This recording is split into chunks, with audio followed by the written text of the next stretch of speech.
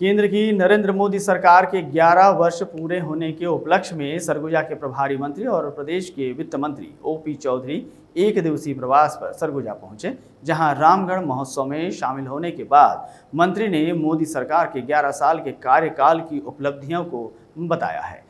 Media से बातचीत में मंत्री ओपी चौधरी ने कहा कि प्रधानमंत्री नरेंद्र मोदी के नेतृत्व में भारत ने एक नई दिशा, नई गति और नए सोच के साथ विकास यात्रा को रफ्तार दी है। सेवा, सुशासन और गरीब कल्याण की त्रिसूत्रीय नीति पर केंद्रित यह सरकार हर वर्ग को साथ लेकर विकसित भारत की ओर अग्रसर है।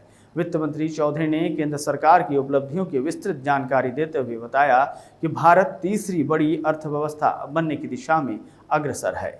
दूसरी तरफ अहमदाबाद में हुए विमान हादसे को लेकर भी मंत्री चौधरी ने शोक जताया।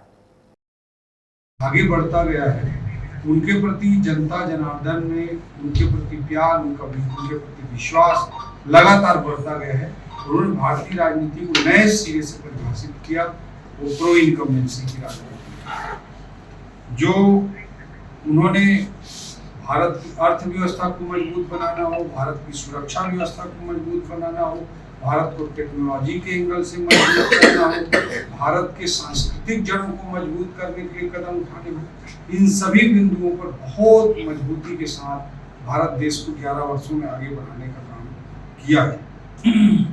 अभी हम बात करते हैं जब आतंकवाद जैसे विषय। गुजरात के अहमदाबाद के पास एक प्लेन क्रैश की खबर मिल रही है और उसमें सैकड़ों यात्रियों के हताहत होने की प्रारंभिक जानकारी मिल रही है।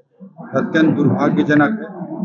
भारत इतना तेजी से एविएशन सेक्टर में ग्रो कर रहा है, पूरी दुनिया में भारत के एविएशन सेक्टर की बातें हो रही हैं। ऐसी स्थिति में ये दुर्भाग्यजनक घटना घटित हुई है, ये हम सब के लिए हृदय विदारक है।